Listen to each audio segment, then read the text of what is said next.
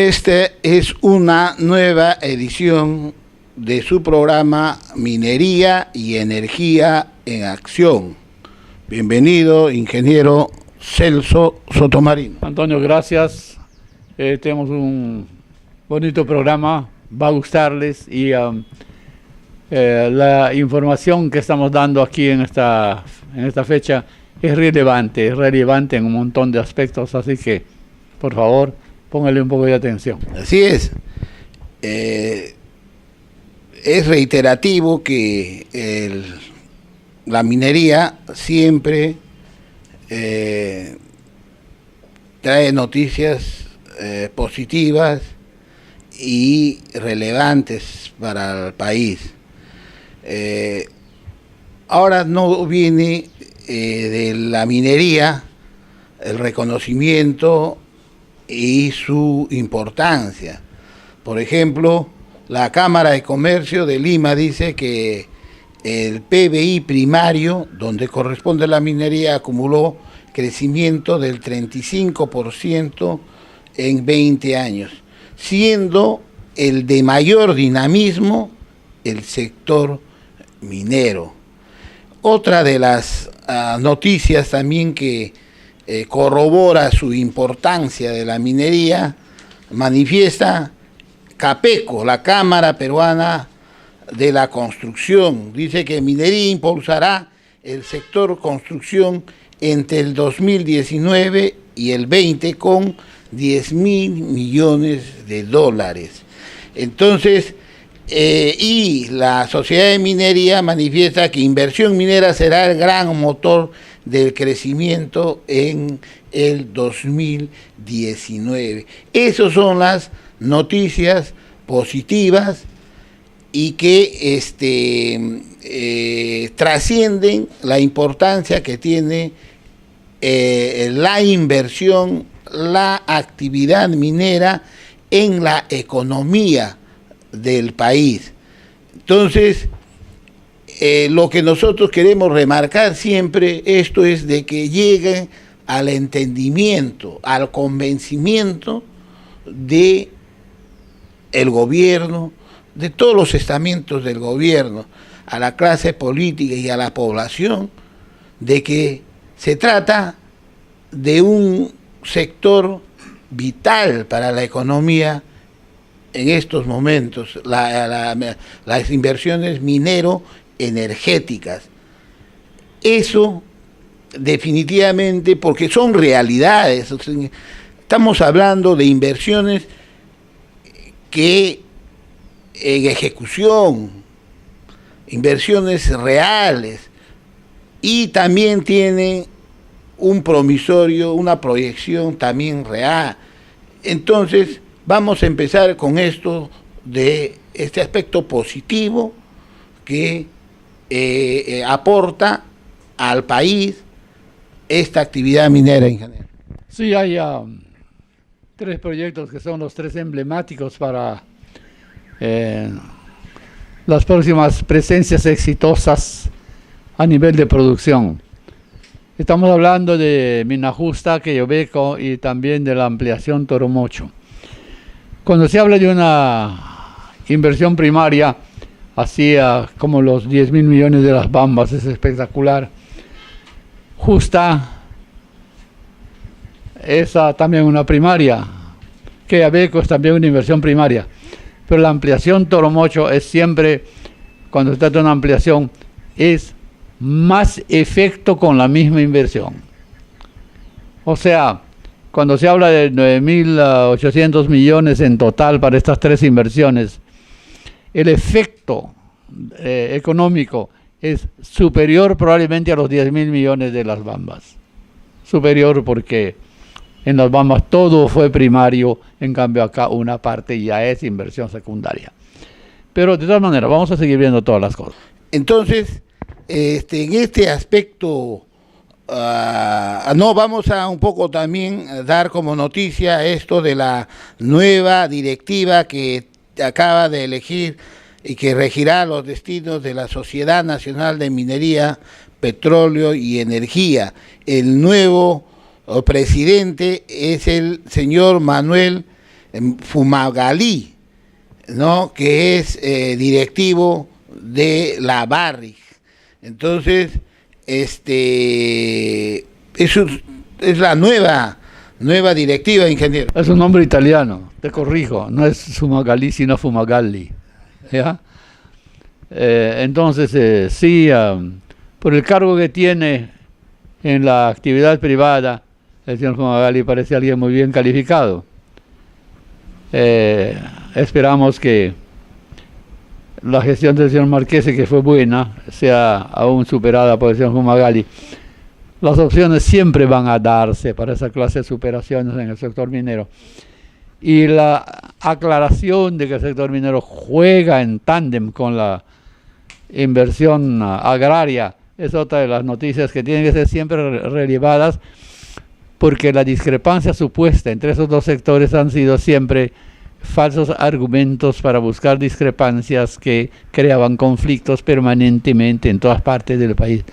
Hay que por eso combatir esa fantasía dañina y que no puede tener más continuidad, porque ni es racional, ni es inteligente, ni tampoco es siquiera buena para mantener intereses particulares, ni nada por el estilo. Tenemos que defender la autenticidad de la inversión minera y la inversión agraria, porque esas dos son con la pesca el sustento fundamental de todo el sector primario. El sector primario es la base del desarrollo del país hace mucho rato, y lo ha sido en muchos países muy exitosos, empezando por el mismo Estados Unidos, ¿no? Estados Unidos, Australia, Nueva Zelanda, Suecia, Dinamarca, han tenido su explosión hacia el desarrollo industrial, empezado en sus respectivos sectores primarios. No tenemos por qué tener vergüenza de que la economía peruana tenga la prevalencia de una economía primaria que puede dar mucho más de lo que ha dado. Dios nos dio mucho, pero algunos malos peruanos se han dedicado a convertir ese mucho en muy poco. Los recursos naturales, la explotación de recursos naturales, Noruega, Australia es un país desarrollado y con elevadísimo estándar de desarrollo humano, y es en base a sus recursos naturales, a su minería, que tiene un gran porcentaje de su medio de desarrollo. Pero acá hay una noticia sorprendente, ya que estamos empezando por lo positivo. Movimiento conspirativo que hace 20 años se ha creado a nivel de hechos y a nivel de cultura. Han querido enfrentar a la agricultura con la minería, al agua con la minería, a las comunidades con la minería. Es toda una estrategia perjudicial, una estrategia ideológica aberrante, irracional y anticientífica. Entonces, pero gobernador de Apurímac, Baltasar Lantarón, nos enseña a todos los mineros, a toda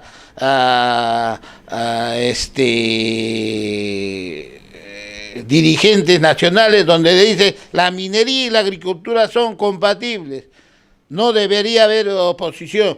O sea, es la ciencia, por algo, ingeniero, nosotros nos hemos puesto al frente de este movimiento cultural, anticultura, ¿no? Antirracional, porque nuestra base académica de geólogo, de minero, y base política, base de comunicaciones, nos hemos encontrado con una aberración horrible y estamos enfrentándola. Entonces, acá no hay incompatibilidad nuestros países históricamente son mineros y son agrícolas.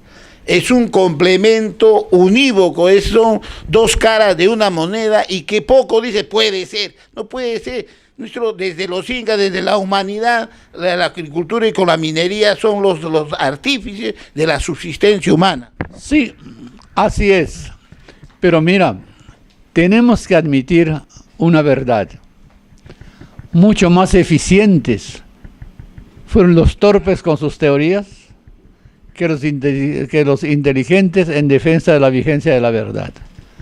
En este Perú, los inteligentes parece que son flojos, poco decididos a enfrentar ambientes discrepantes y difíciles, simple y puramente porque no quieren tomarse el tiempo de combatir las farsas que inventa esa gente antiminera.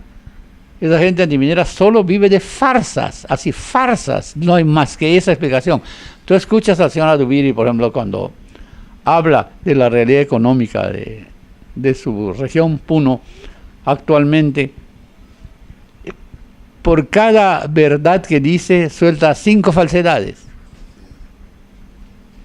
Nosotros, sin embargo, no estamos dispuestos a combatirlo, pero vamos a decir nosotros en general, porque nosotros en particular en este programa sí estamos, y claramente se lo decimos, dispuestos a combatirlo, sí. Por eso que esto está, por ejemplo, eso es rescatable que un gobernador regional como es de Apurímac, Baltasar Lantarón, donde dice que la agricultura y la minería son totalmente como es la realidad y la ciencia, ¿no? Entonces, es toda una gran tarea, como decimos, de informar y educar a todos los niveles de gobierno y de la sociedad, porque como hay una enorme ignorancia y desconocimiento del sector minero, entonces ellos trabajan en base a ese desconocimiento que hay para meterles satanizar, meterles miedo, confrontarlos y hacerles creer totalmente cosas fantasiosas.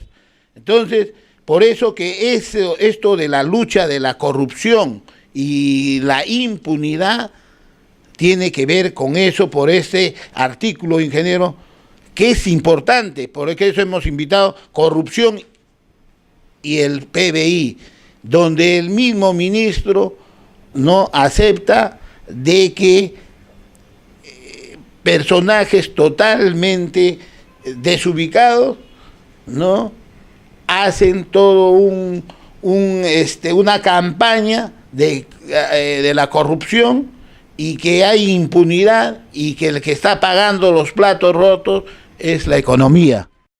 Yo no puedo comprender mucho la indecisión a nivel de los mecanismos cumbres del poder en el Perú.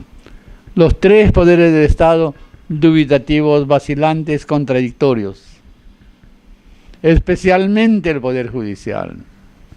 Estamos viendo acá, acostumbrados a que el Poder Judicial no es predecible. Cuanto más de acuerdo estamos de que alguien debe ser penado y otro no debe serlo, resulta que los jueces y los encargados de la justicia, los fiscales, etcétera, se pronuncian exactamente al revés.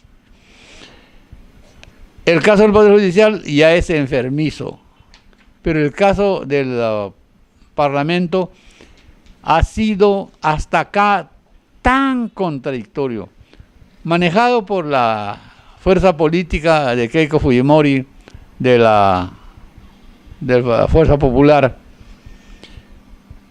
No ha tenido más muestra plausible de su accionar que hechos contradictorios, que interpretaciones increíbles, que propuestas falsas, que pérdida de tiempo en debates inútiles. Y en cuanto se refiere al Poder Ejecutivo, se ve un presidente que discurre por todo el país.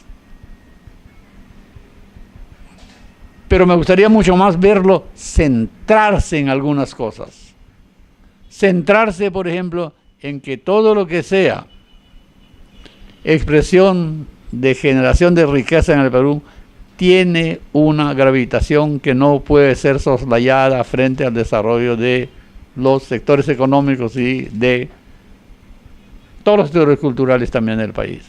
No es posible, creo, que el Parlamento, por ejemplo, venía actuando de manera impredecible. Pasaban las cosas más contradictorias, pasaban eventos que cuanto más uno haya tenido una práctica en ese poder, en el poder legislativo, resultaba más difícil de creer, de comprender lo que ahí estaba pasando. Por eso yo estoy admirado de la fecundidad, la persistencia, la fuerza con que Salaverry está tratando de hacer prevalecer la razón y la mejor conveniencia del país. Yo en este programa lo he combatido al señor Salaverry cuando era un vocero de Fuerza Popular, y ahora lo veo convertido en un hombre que tiene una gana tremenda de ser un gran estadista. Felizmente el público empieza a darle la razón y empieza a hacerle cariño con los resultados de las encuestas. Ya no solamente vamos a tener a Vizcarra con resultados altos en las encuestas, 60%, 60 y pico por ciento, son resultados así remarcables, respetables. Yo quisiera ver a Salaverry también en niveles de esa clase, porque dos de los poderes del Estado, actuando en la mejor conveniencia del país y siendo acatados por la opinión pública y siendo bien tratados por la opinión pública con resultados altísimos en las encuestas, tal vez, ojalá, convoque a la gente que maneja el Poder Judicial también a procurar tener una actitud que acierte a conciliar la visión y los intereses públicos con los actos y realizaciones de su propia organización. Sí, es ahora, en la actualidad fundamental de esta lucha que no tiene que cesar hasta que no haya resultados, o sea, esta lucha frontal contra la corrupción y la impunidad. Por ejemplo, no se puede seguir permitiendo a que, por ejemplo, TGP ha sido por los comuneros asusados por estas ONGs millonarias, ¿no? Que toman cuando quieren en los campamentos, sabotean el oleoducto cuando quieren, y hay pérdidas millonarias y quedan impunes. Utilizan a las comunidades históricamente, los llevan hasta Newman, por ejemplo, en el caso de Yanacocha en los 2005, 2006, a protestar hasta la misma Estados Unidos, en Río Blanco, cuando Río Blanco era de los ingleses, los llevaban a las comunidades hasta la misma sede en Inglaterra para que les haga su mitin. Ahora acá en Xochitl, los lleva hasta la misma Surco a los comuneros para que les hagan. Ahora le han puesto en el mismo Consejo de Ministros donde estaba Villanueva, a uno de Cerro de Pasco, a una adiestrada para que denuncie supuestas contaminaciones, bloquean. Entonces, ahora esto a colación a qué da, o sea, pero todo este acto que cometen utilizando, tanto en la selva como en las zonas mineras, a las comunidades, haciéndoles un lavado de cabeza y utilizando de eso. ¿Por qué? Porque ya hay una denuncia, hay una preocupación del mismo ministro de Economía, que dice: crece riesgo de que estos proyectos de inversión del sur no se concreten. ¿Quién lo denuncia? El ministro de Economía. ¿Y por qué? Por los actos, todos estos actos, de estos conflictos sociales creados por estas ONGs politizadas. esta alianza extranjera con las nacionales contra nuestro sector principal. Y la Cámara Peruana de Construcción igualito denuncia. O sea, no estamos denunciando, sino 7.552 millones en zonas antimineras con gobiernos antimineros. Entonces, la lucha contra la corrupción, e impunidad, es fundamental. Y si no se aplica en esta realidad, pucha, se está peleando contra el destino del país. Fíjate, el ministro de Economía y Finanzas, ¿de qué está hablando?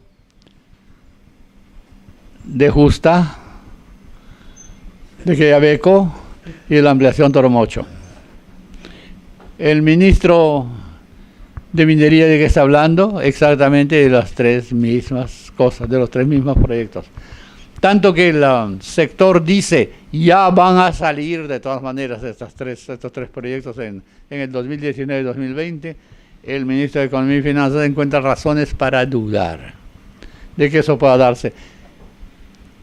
No me gusta mucho que exista esa clase de contradicción conceptual, de expresión de la fe en el desarrollo de los proyectos en dos sectores tan importantes como el sector economía y el sector minería.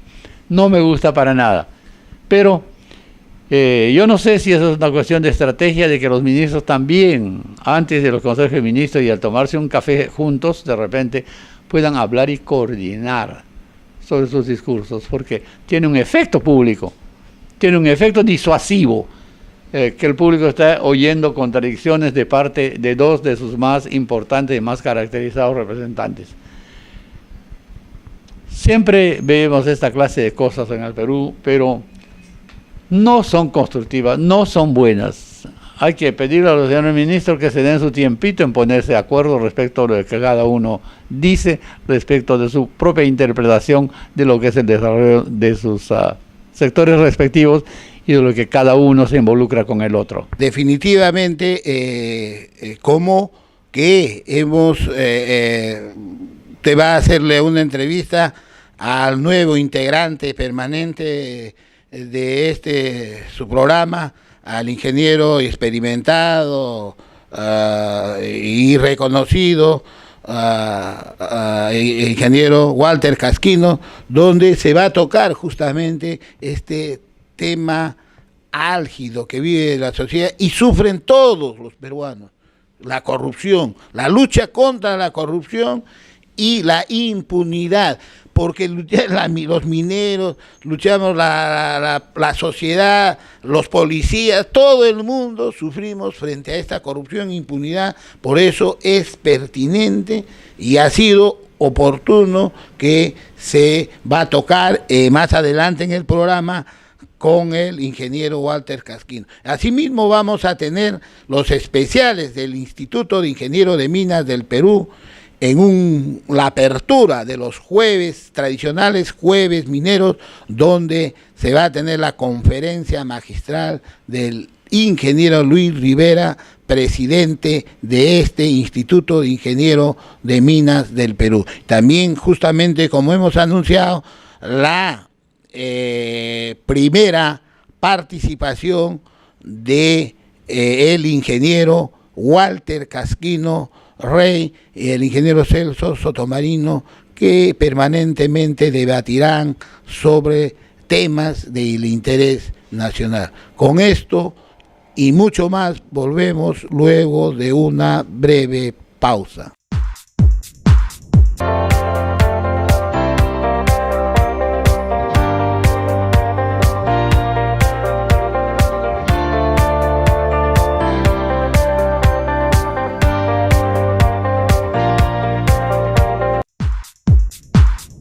A continuación presentamos los especiales del Instituto de Ingenieros de Minas del Perú.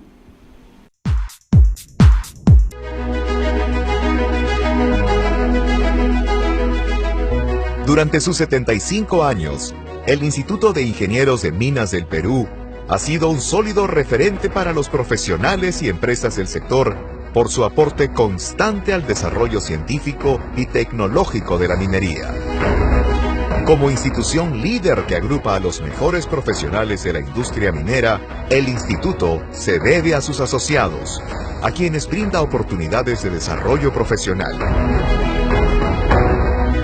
También contribuye al desarrollo de la industria organizando eventos técnicos que congregan a los principales actores vinculados al sector, en los que se prevén retos y se resaltan experiencias positivas. En Perumín, uno de los eventos más grandes a nivel global dedicado a la minería, se reúnen profesionales, autoridades y técnicos para analizar los principales retos del sector, los resultados de sus últimas investigaciones y los avances científicos y tecnológicos en ámbito minero. En el Congreso Internacional de Prospectores y Exploradores se subraya el rol de la exploración minera y la importancia del descubrimiento de nuevos cuerpos minerales en la cadena de valor de la industria, así como sus desafíos y oportunidades. El Instituto de Ingenieros de Minas del Perú, además, ofrece a sus asociados un cómodo espacio de encuentro y una infraestructura de primer nivel. Uno de los propósitos de nuestra gestión fue posicionar al Instituto de Ingeniero de Minas del Perú como un ente técnico y de proba reputación. Con ese concepto hemos generado contenidos propios y asimismo encargado estudios técnicos en temas de actualidad, lo cual nos ha conducido a fortalecer alianzas con el mundo académico y con los medios de comunicación, todo lo cual nos ha permitido un diálogo más constante y fluido con la opinión pública, incidiendo especialmente en temas relacionados a la actividad minera y al desarrollo del país. Esa exposición le ha permitido al instituto afianzar su rol ante la sociedad y, con ese reconocimiento, promover visiones de desarrollo a largo plazo, así como la innovación y la investigación en tiempos de constante cambio. Por ello es que el instituto continúa organizando eventos técnicos internacionales, difundiendo temas de actualidad, experiencias y la historia de la actividad minera.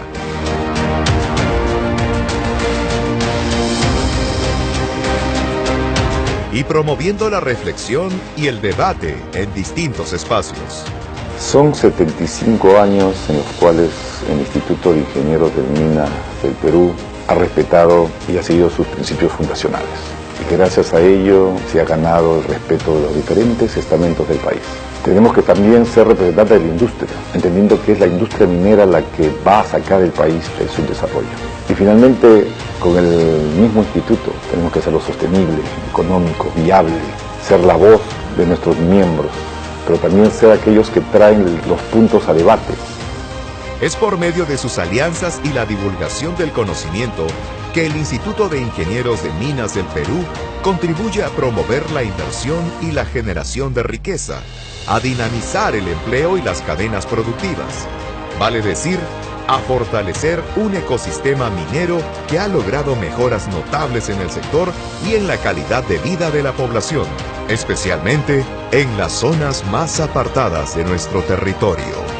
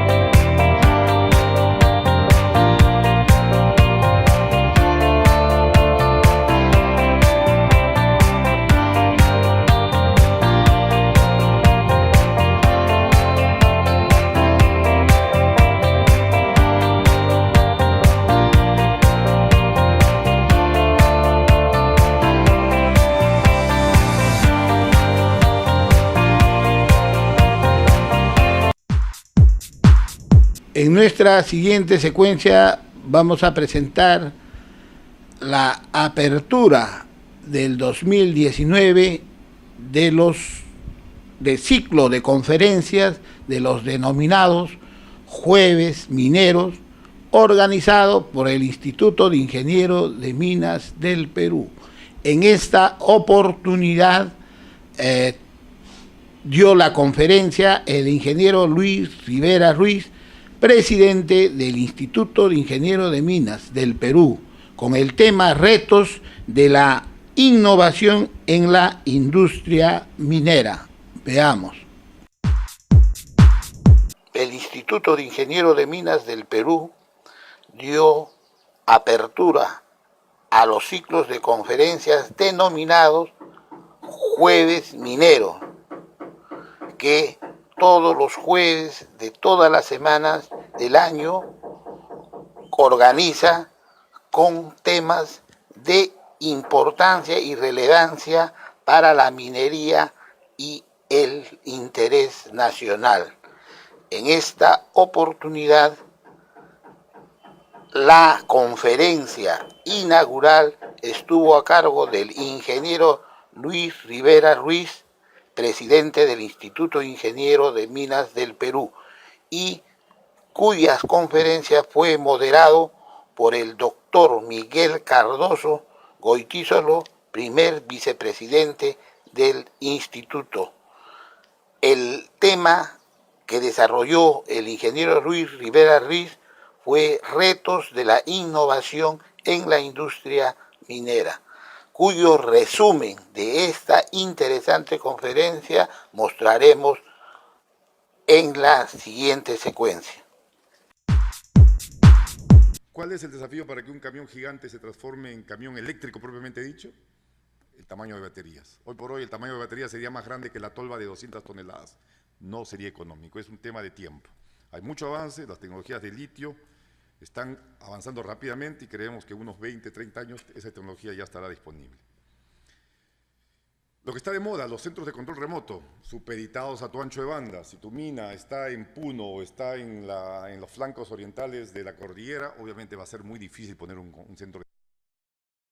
Pero es cuestión de tener el ancho de banda adecuado. Ya existe tecnología, sobre todo en la minería de hierro, en Pilbara, en Australia. Acá tenemos ejemplos tomados del internet, están en inglés por eso. Tenemos el modelo que todo minero quisiera tener, el de Rio Tinto, en Perth. Ya manejan 69 camiones, todos ellos eléctricos, autónomos, remotos, sin chofer, manejados de manera remota a 1000, si no está ahí, no lo dice, a 200 kilómetros de distancia. La minería de hierro pasó momentos muy difíciles hace 3 años y el costo laboral en Australia es enorme y sacar al operador del camión es casi un ahorro del 40% del costo de minado. A diferencia de Perú, que en Perú el costo de labor es de entre el 10 y el 20%. En Australia, con los precios de hierro, no podían soportar y tuvieron que tomar decisiones de este tipo. El bajo precio del hierro obligó a que estos centros remotos funcionen. Tenemos el de BHP y el de Boliden, esto es también en Suecia. Una mina con costos laborales muy altos, los suecos ganan bastante bien, un poquito más que nosotros, pero las leyes de ese yacimiento son muy bajas, 0.3%, es la ley de corte de muchas minas en Perú. Pero a pesar de eso, esa mina hace dinero y es es sostenible y eficiente. Entonces, conclusiones, los avances tecnológicos en exploración y extracción serán a través de la automatización y obviamente la digitalización. Y con como hicieron las minas de hierro al oeste de Australia, nos permitirá cambiar la estructura de costos. Esto va a requerir asociaciones con OEMs, con los fabricantes de equipo, con compañías de tecnología, para poder tener, lo que hablábamos, el ancho de banda, va a tener que ser más eficiente. Y algo que mencionamos, el perfil de los colaboradores, de los trabajadores, va a tener que ser también diferente.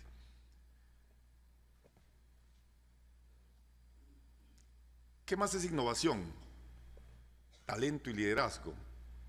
Fíjense, ¿qué es lo que tenemos actualmente? En el lado izquierdo de la filmina tenemos lo que es la mina actualmente. Fíjense, en lo que es operarios. En operarios, el trabajo de línea es no especializado. La información que se maneja es limitada para toma de decisiones complejas.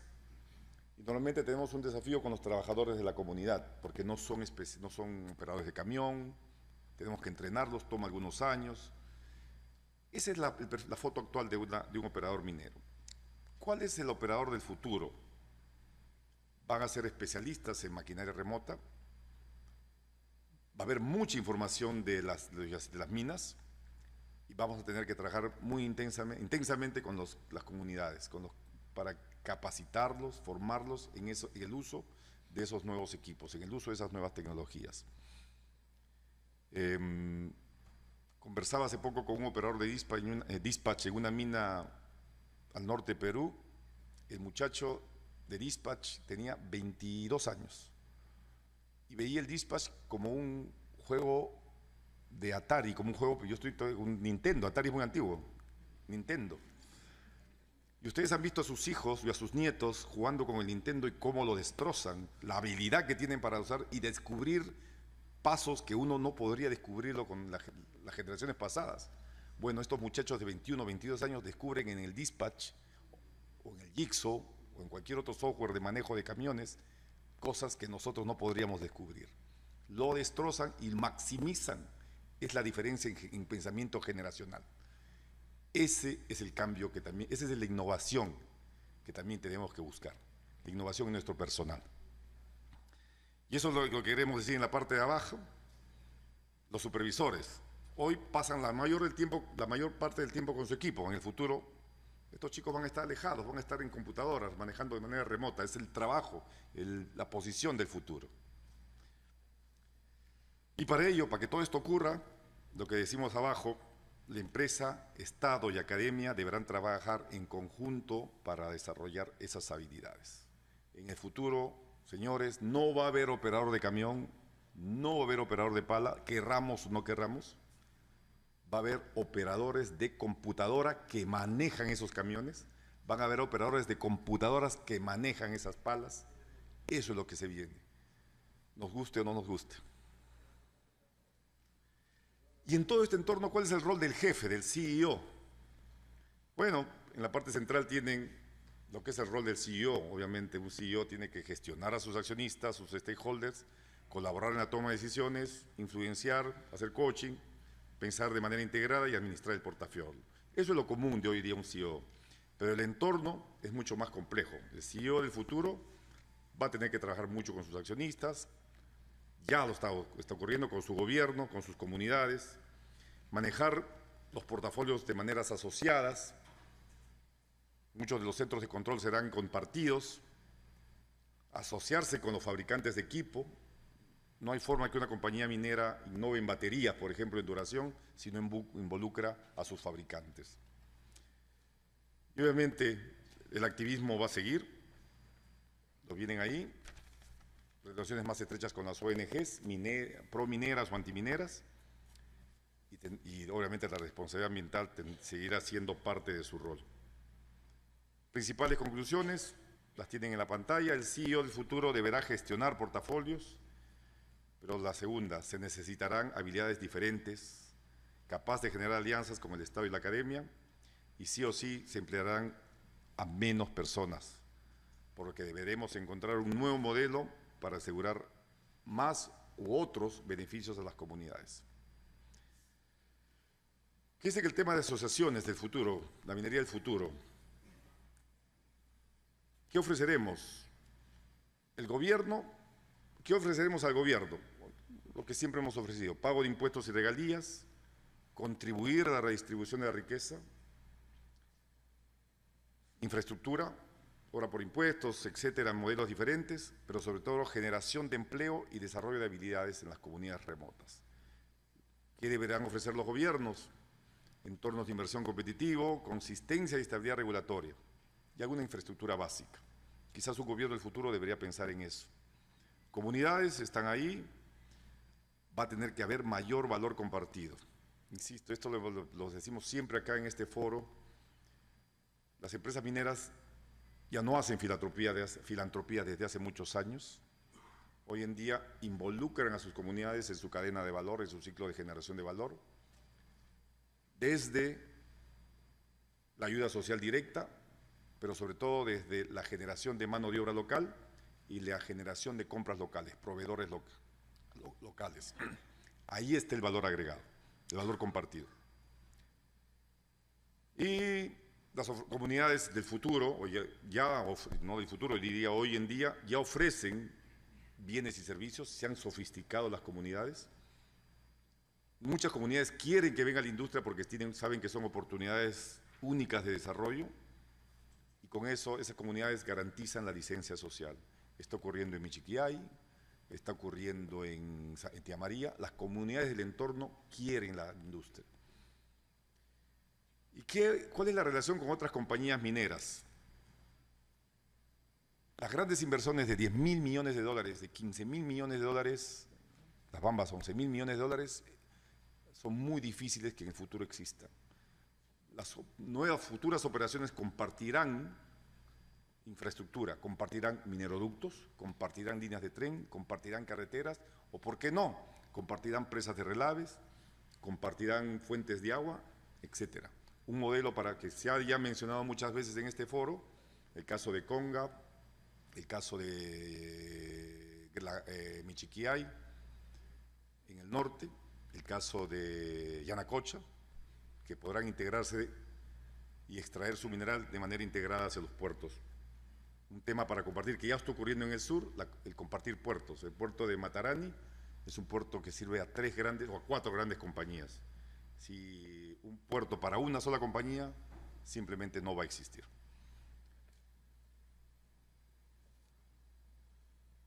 Y conclusiones finales para el tema de asociaciones. Tendremos que asociarnos de manera más íntegra con los fabricantes, tendremos que asociarnos con otras compañías mineras, tendremos que asociarnos de otra manera con los gobiernos y con las comunidades locales para garantizar la licencia social. Los modelos de asociación con el gobierno ya están existiendo.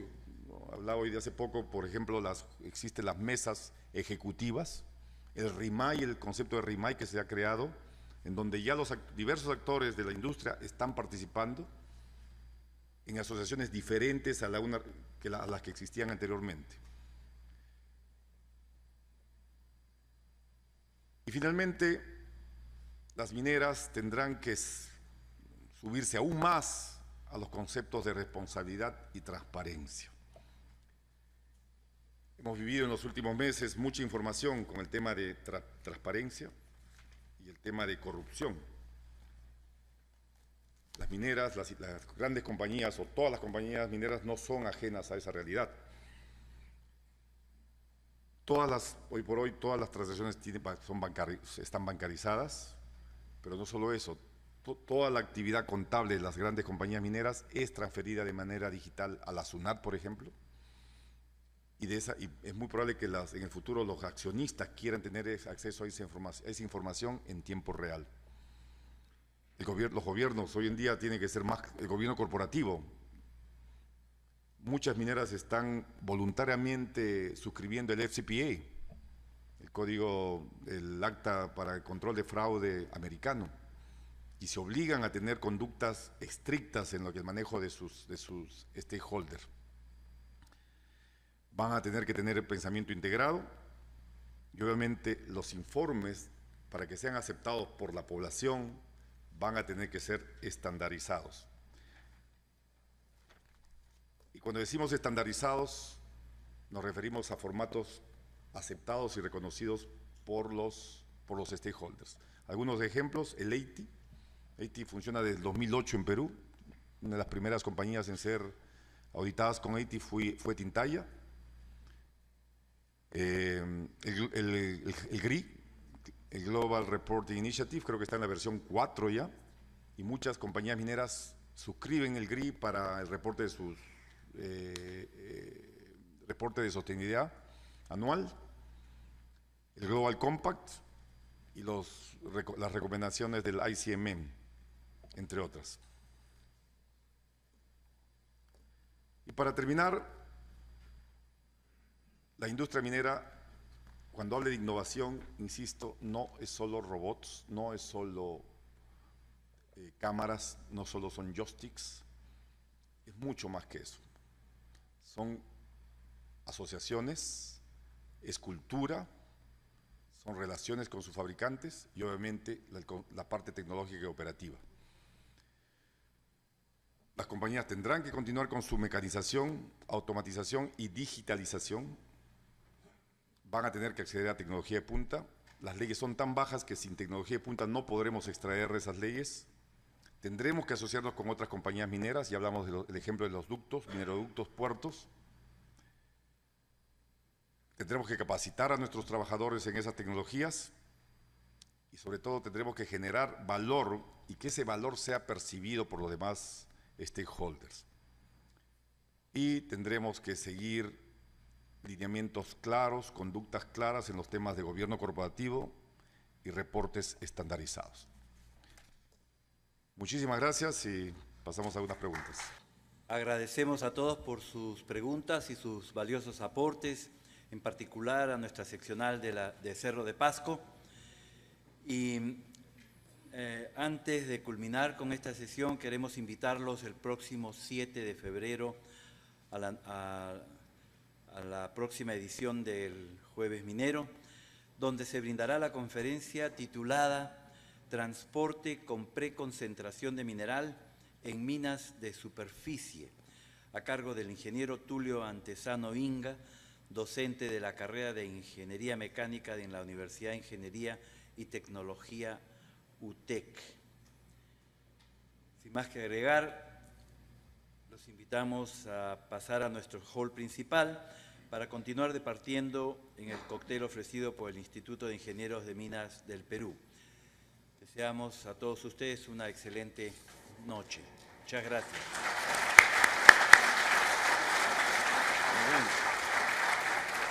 ¿Qué es eso? Overcoring.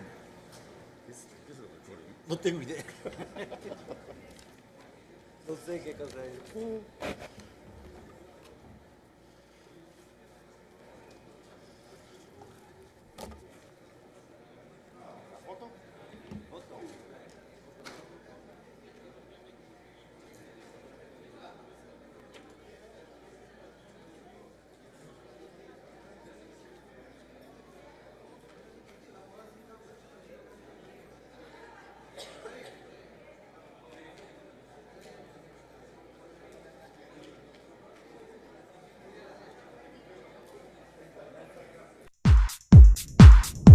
A continuación tendremos nuestro bloque acostumbrado. Sin minería no hay vida. Ver para creer.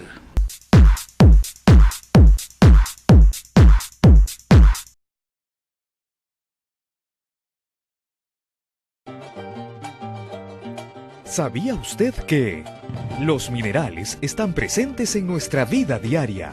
Todo aquello que no surge de manera espontánea proviene de la actividad minera. La minería ha acompañado la evolución de la humanidad. Por ello, se dice que es la industria más elemental de la civilización. La gran variedad de productos, artefactos y maquinarias que utilizamos están elaborados con algún mineral.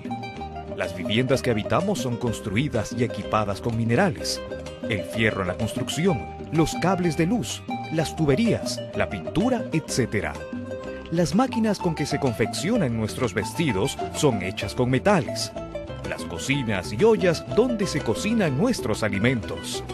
El televisor por el que vemos nuestro programa favorito, el teléfono, los medios de transporte como los automóviles, buses, camiones, barcos, trenes y aviones. Mira todo lo que está a tu alrededor y descubrirás cómo la minería y sus productos, los metales, están presentes en la vida diaria. Perú, país con futuro.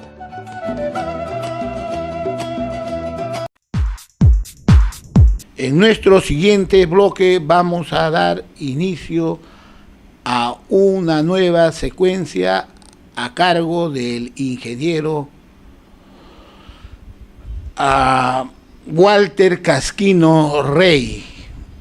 Él es un connotado ingeniero de minas, expresidente del Instituto Geológico, Minero y Metalúrgico del Perú y catedrático de las diferentes universidades del Perú. En esta secuencia compartirá conversación con el ingeniero Celso Sotomarino. Veamos.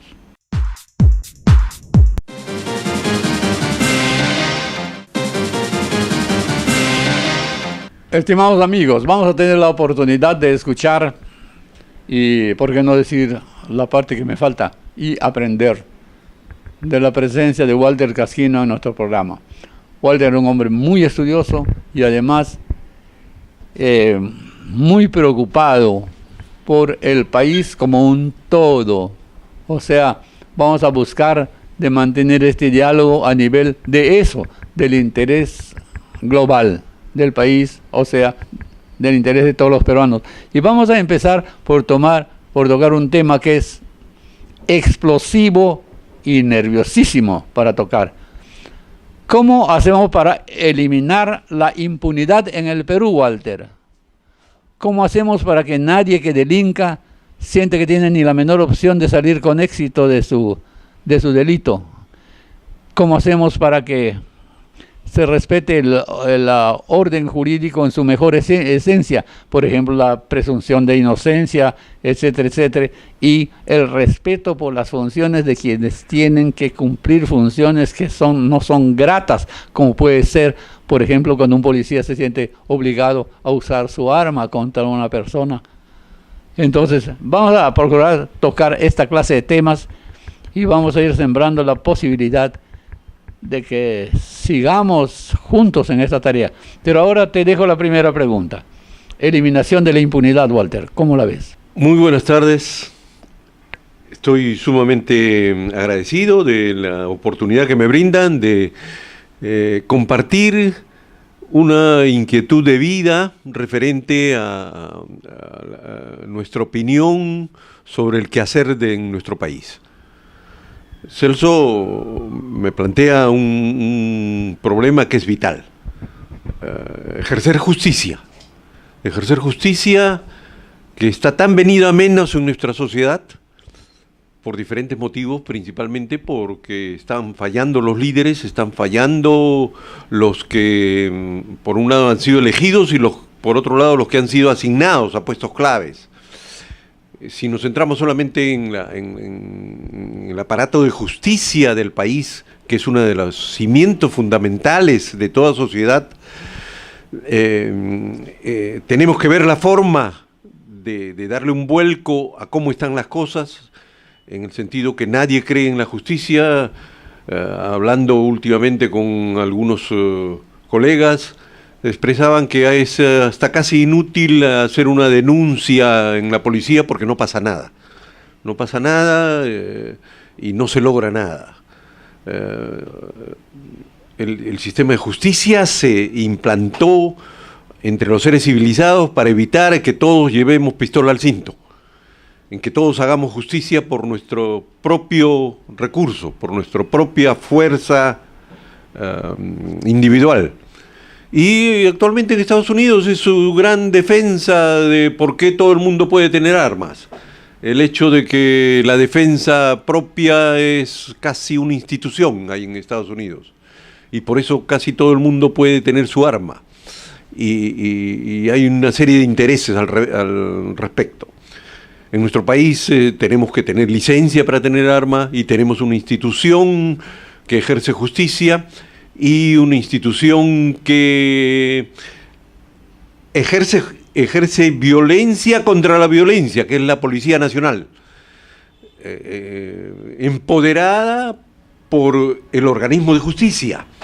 Los policías están ahí para recurrir a la violencia cuando la violencia es necesaria para que la sociedad se mantenga incólume, se mantenga como debe ser y que no caiga pues la debacle moral de toda la sociedad en la cual se penaliza a los inocentes y se libera a los culpables. Eso no puede suceder porque entonces todo se desarregla, todo se desordena, no hay un orden moral y espiritual que guíe a la nación.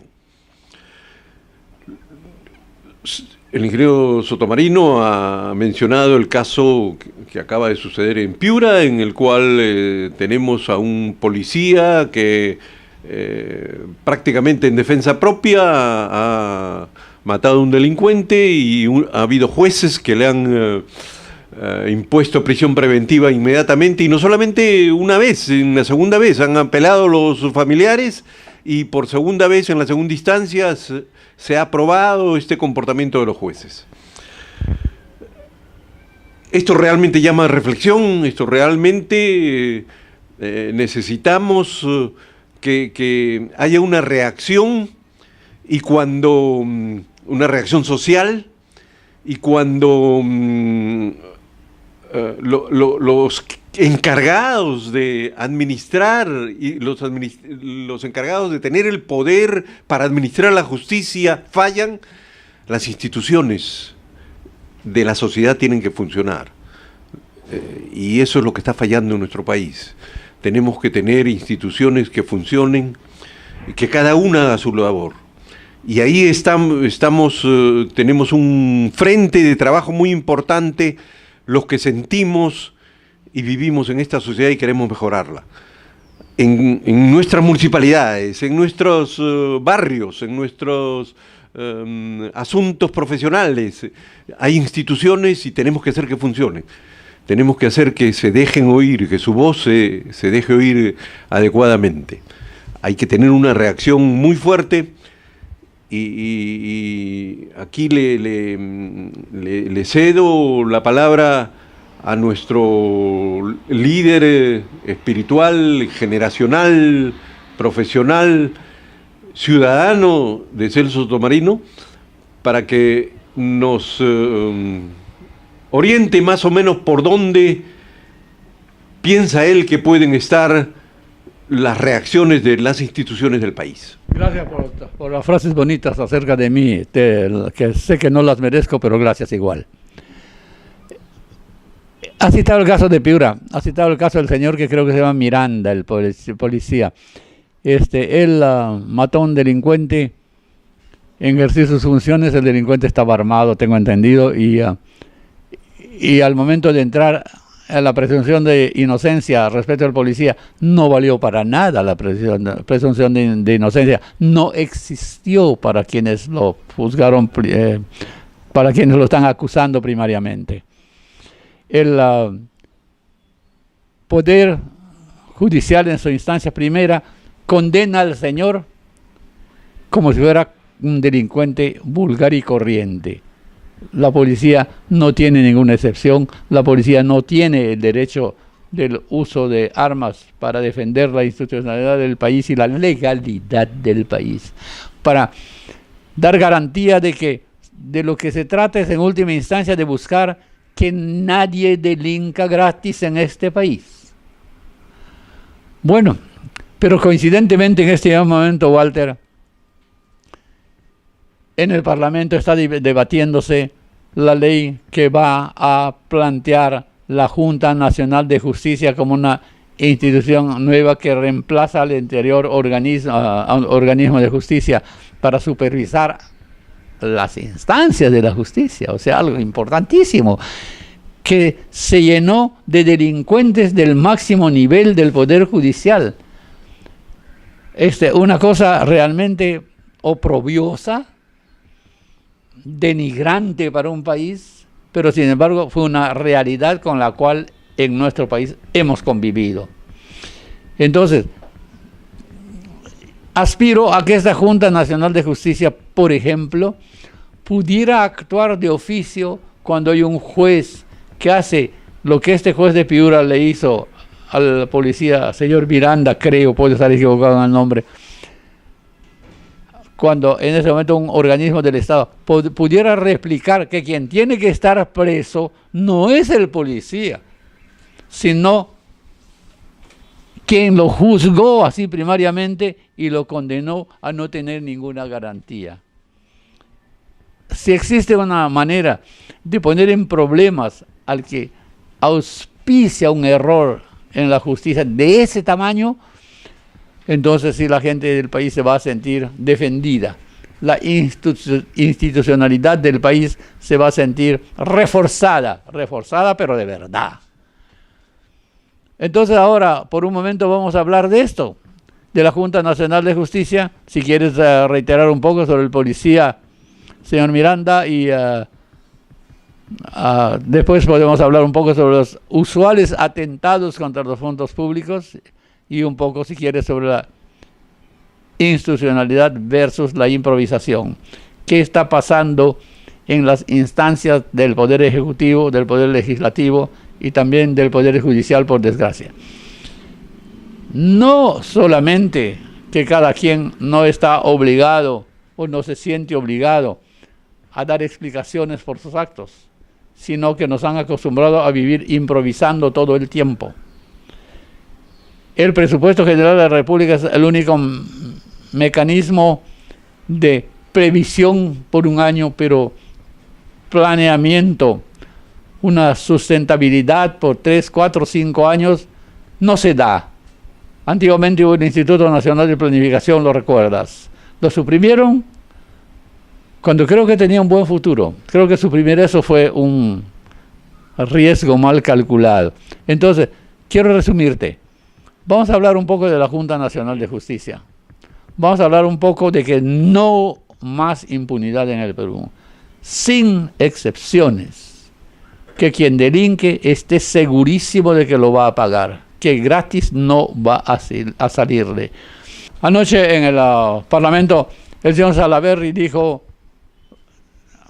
porque le hicieron perder la paciencia, creo, de su antiguo grupo político, del fujimorismo, de Keiko Fujimori específicamente, de que iba a pedir la fiscalización de un mecanismo del sistema de fiscalización pública que venga y examine la gestión de su antecesora inmediata, de su antecesor inmediato y de la propia gestión de él.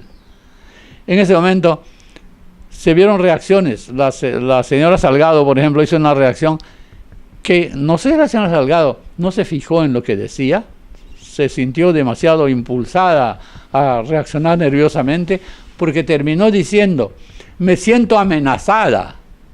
Ojo con esto, me siento amenazada porque me fiscalicen. ¿Por qué? ¿Tengo algo que ocultar? Parecería ser la única razón explicable para que ella se sienta amenazada por una frase de esa clase, ¿no es cierto? Entonces, habría sido un lapsus conscientie, ¿no? De la señora. Ojalá que no, porque yo la quiero mucho, es una persona a quien yo aprecio mucho.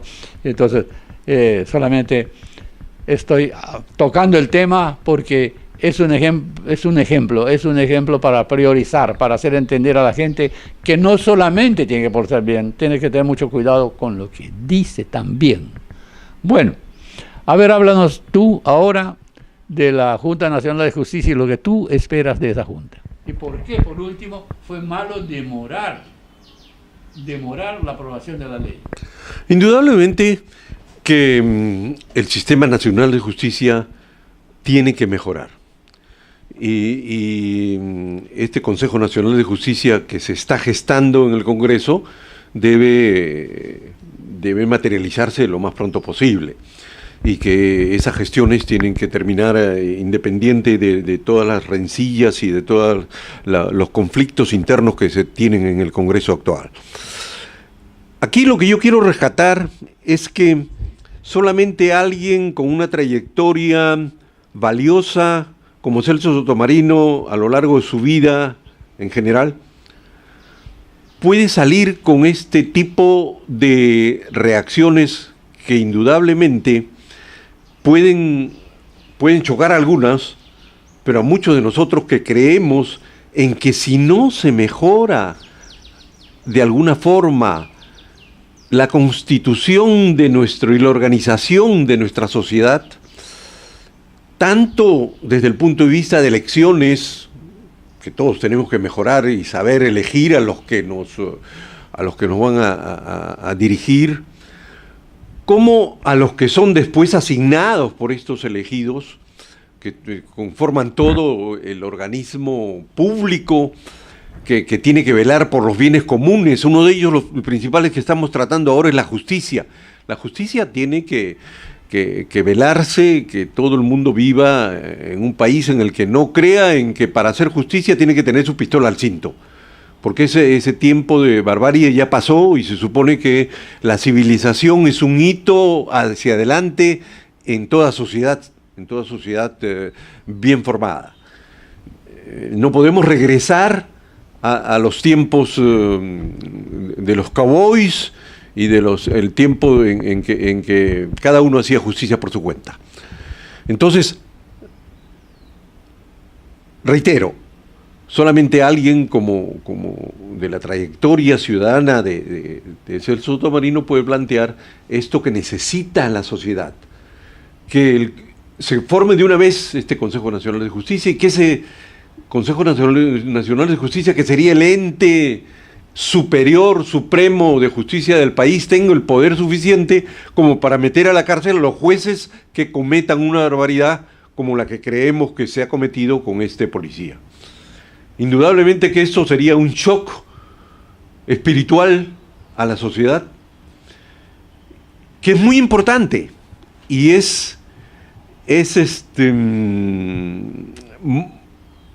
yo creo que es el único camino a seguir, porque el otro es todavía más cruel. Yo veo que cuando una sociedad decae moralmente, como que estamos en ese precipicio,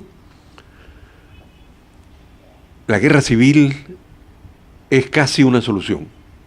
Se plantea como una solución, y de hecho esa es la razón de las guerras civiles en los pueblos que generalmente han pasado por esto.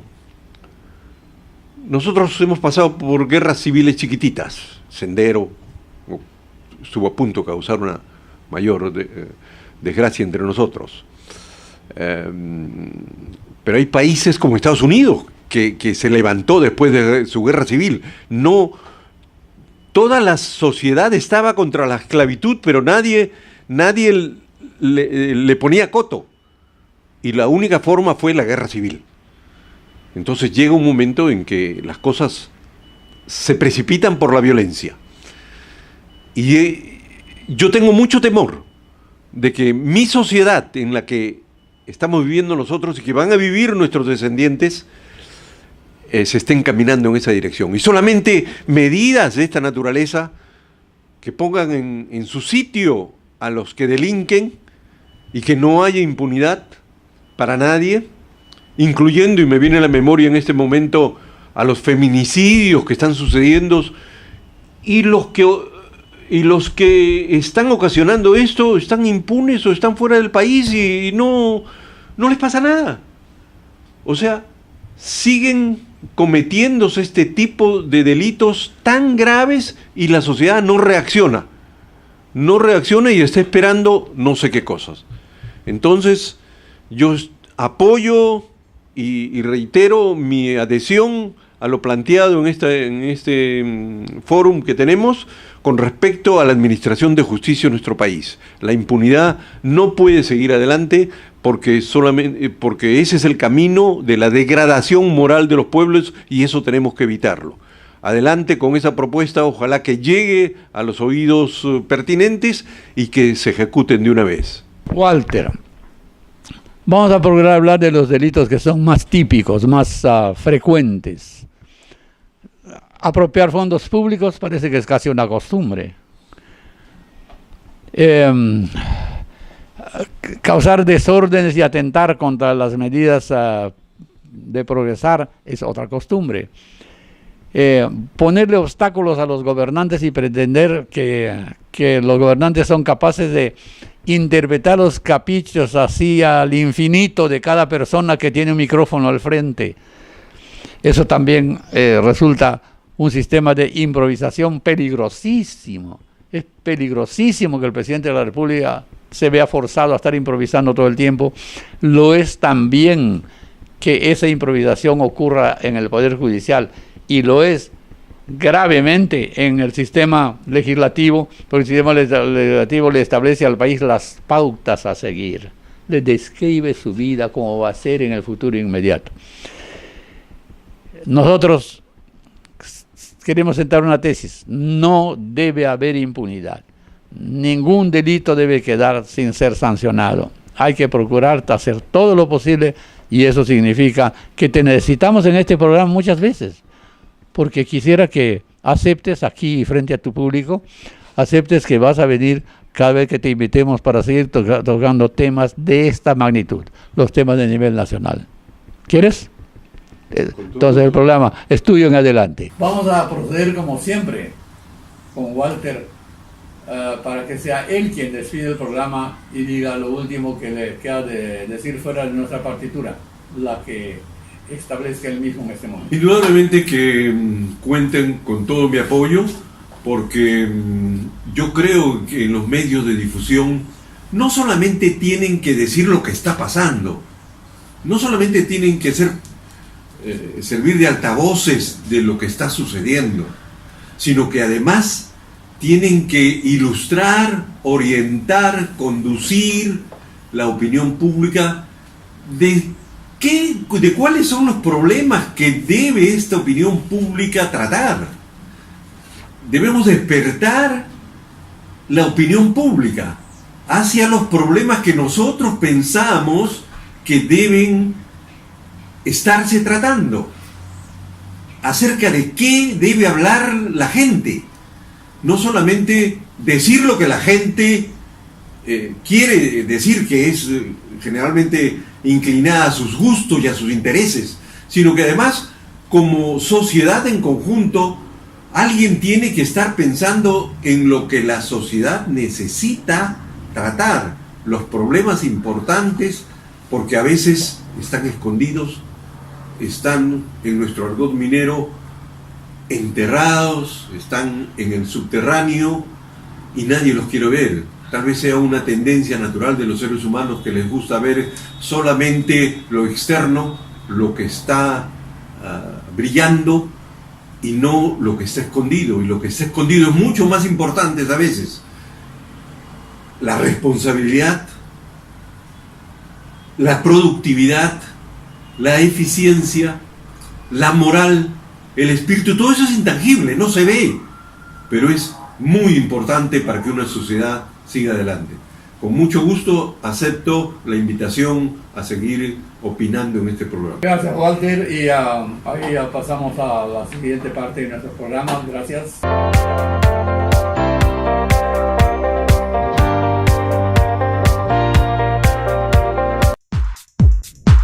Así, amigos, de este su programa Minería y Energía en Acción, hemos llegado al final de su presente edición, y vamos a dejar en el comentario final al ingeniero Celso Sotomarino. La frase con que cerré mi intervención anterior hablaba de que un ministro dice: 2019, inversión minera será el gran motor del crecimiento.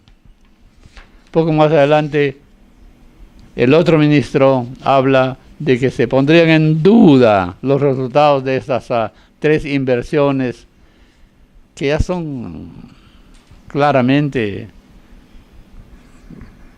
están en etapa de inversión final, están en la etapa de inversión de puesta en operación, junto con otros proyectos que son menos mencionados, pero también, por ejemplo, la mina de la Southern, ahí, Tía María, ya está aprobado, ya está con todos los ok's, y sin embargo, tanto respeto le tienen a la palabra de los antimineros. No vale la pena, ¿no es cierto? No vale la pena que se dejen tonterías. Para mí eso es solamente buscar pretextos.